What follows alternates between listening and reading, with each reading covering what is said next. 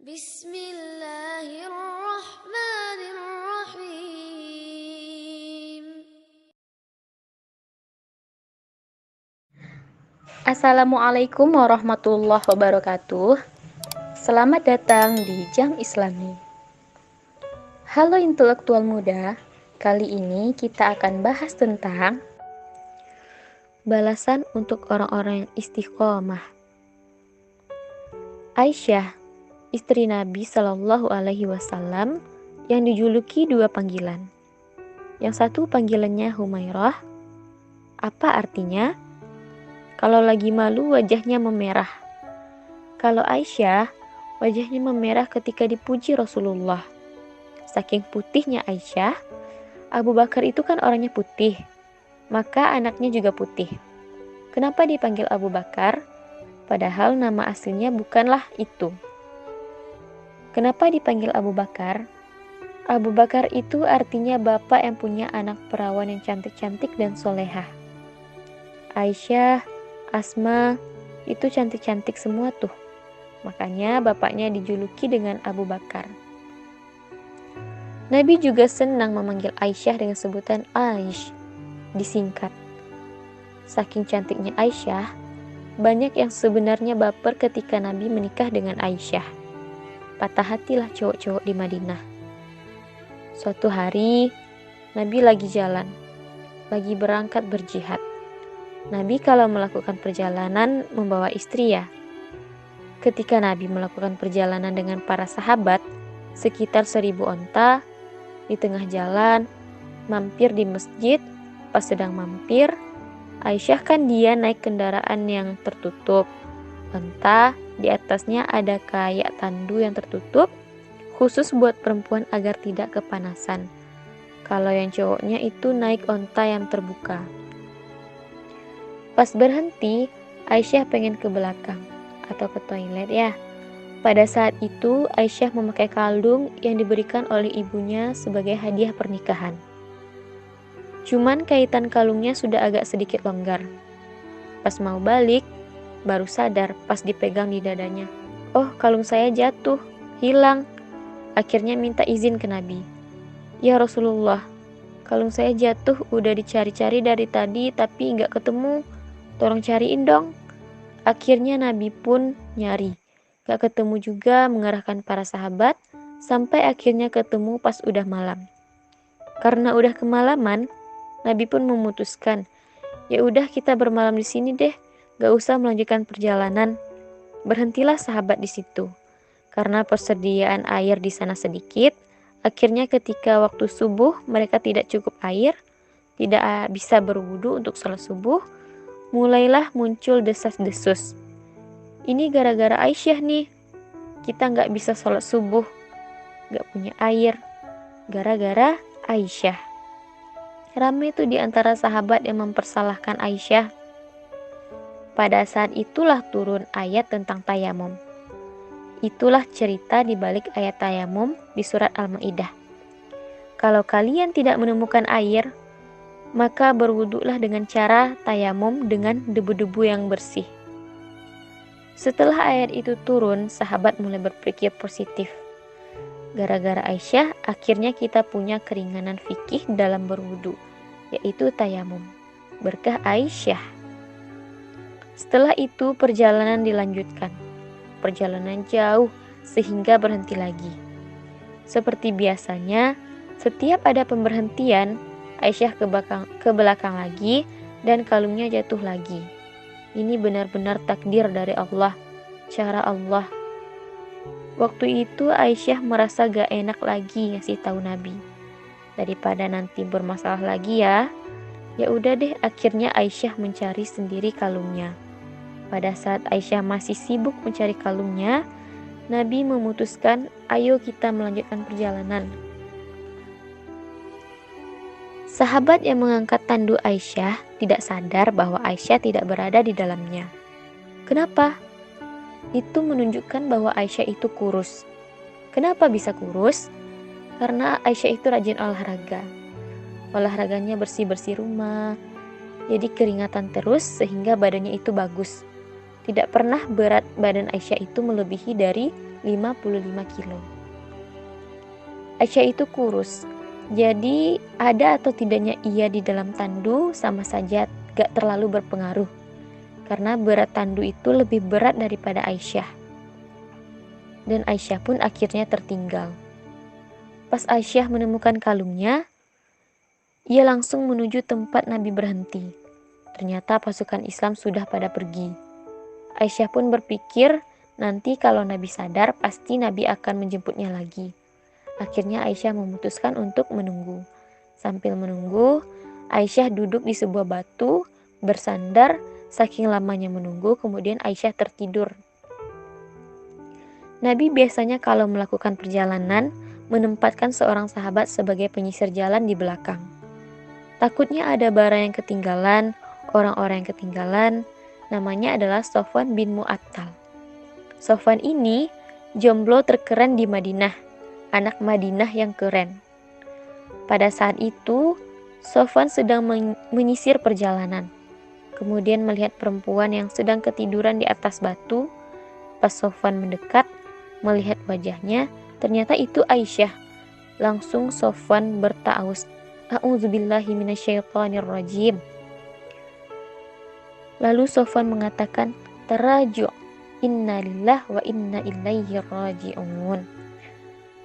Taraju' itu artinya mengucapkan innalillah.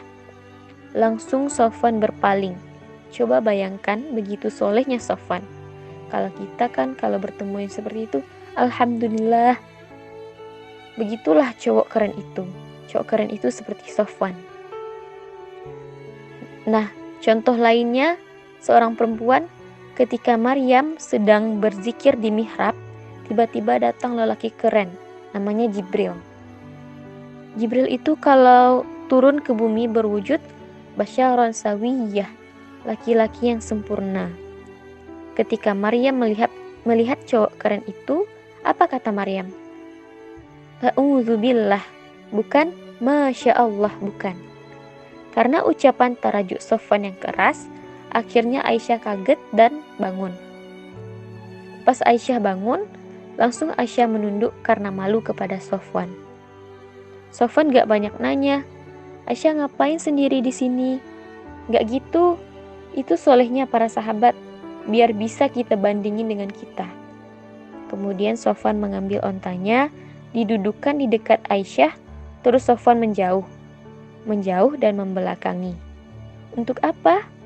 Biar Aisyah naik ke atas onta, dan Sofwan gak melihat bagaimana cara Aisyah naik. Begitulah sahabat. Saking terjaganya, itulah benar-benar orang yang luar biasa banget. Sofwan tidak mau melihat walaupun Aisyah itu sangat terjaga auratnya. Sofwan menjaga hatinya.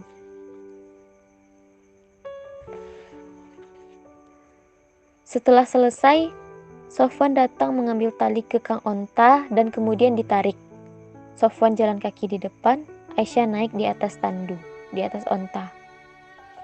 Tidak pernah sekalipun Sofwan menoleh ke belakang.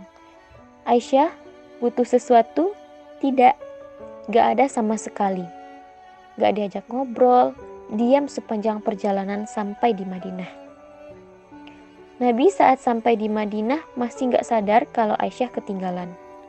Karena Nabi gak langsung pulang saat itu, biasanya menyambut tamu-tamu, ada urusan negara lah.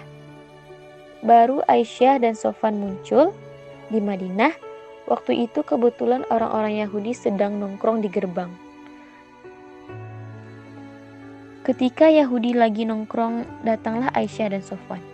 Begitu mereka melihat Sofwan dan Aisyah, keadaan seketika menjadi hening. Diamlah semua orang-orang Yahudi. Pada saat itu muncullah gosip. Sampailah kabar itu ke telinga kaum muslimin.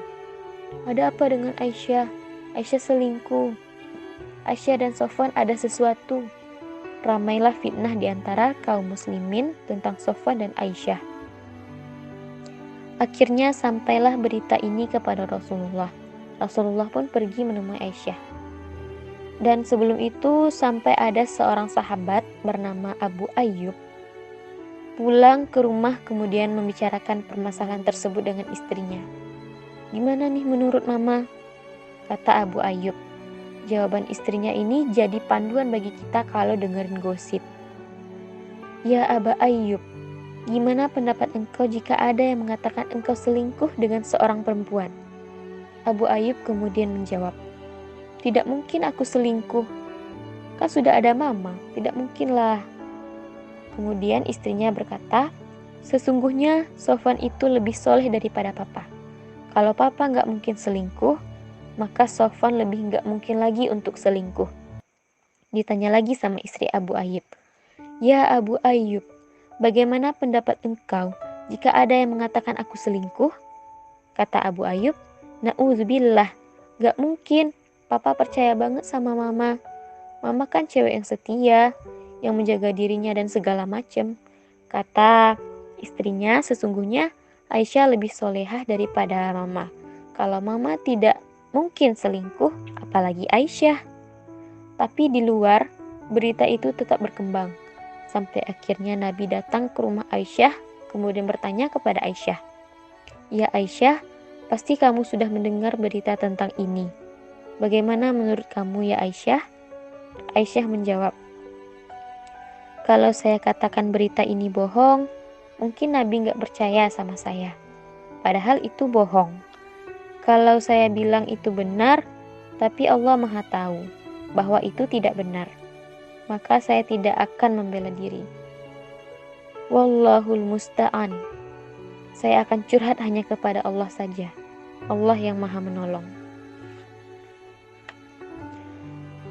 Aisyah lalu masuk ke dalam kamar, kecewa nih karena Nabi dianggap tidak membela Aisyah. Nabi pun bingung harus bagaimana, apakah berita ini benar atau tidaknya. Hampir saja Nabi menceraikan Aisyah. Tidak lama kemudian, ketika Nabi galau, ketika keadaan Nabi sangat kacau, maka saat itu turunlah ayat, surat An-Nur yang membela Aisyah. Sesungguhnya orang-orang yang menyebarkan berita bohong ini adalah bagian dari umat Islam sendiri. Ternyata yang menyebarkan itu bukanlah orang Yahudi. Orang Yahudi cuma munculin, tapi yang menyebarkan adalah orang Islam. Mungkin posting yang pertama bukan dari orang Islam, tapi dari orang luar. Sengaja bikin masalah, yang dijadikan itu fitnah. Yang menjadikan itu fitnah adalah kita sendiri, ngerepost sembarangan tanpa tahu kebenarannya. 1 halaman penuh ayat turun untuk membela Aisyah. Akhirnya Nabi pas dapat ayat ini ngumpulin para sahabat. Nabi pun membacakan ayat itu, para sahabat pun bertakbir, Allahu Akbar. Akhirnya Nabi pun datang ke rumah Aisyah. Ya Abu Bakar, sudah turun ayat mana Aisyah? Aisyah pun disuruh keluar oleh Abu Bakar. Ketika Aisyah sudah keluar, Rasulullah mengatakan, ya Aisyah, berbahagialah, Allah sudah turunkan ayat yang membela kamu bahwa sesungguhnya itu semua berita bohong. Aisyah pun masuk ke kamar dalam keadaan ngambek. Abu Bakar masuk ke dalam kemudian berkata, Aisyah, kenapa masih ngambek sama Rasulullah? Udah ucapkan terima kasih sama Nabi. Kata Aisyah, enak aja, ngapain saya minta terima kasih ke Rasulullah?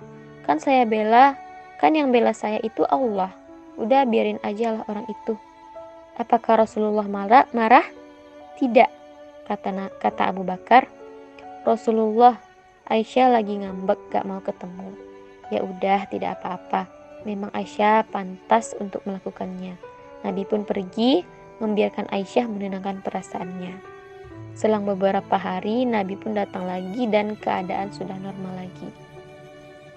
Orang-orang yang dibela sama Allah sampai diturunkan ayat 1 halaman penuh, apa rahasianya?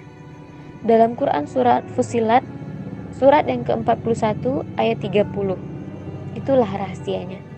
Yang artinya, sesungguhnya orang-orang yang berkata, Rob kami adalah Allah, kemudian mereka berkomitmen, istiqomah, maka turunlah kepada mereka malaikat-malaikat secara berbondong-bondong dan mengatakan, janganlah kalian takut, janganlah kalian khawatir, bergembiralah dengan surga yang telah dipersiapkan untuk kalian semua.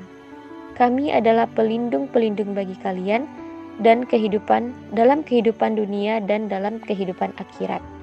Di dalam surga ada hal-hal yang kalian sukai dan di sana juga ada apapun yang kalian minta.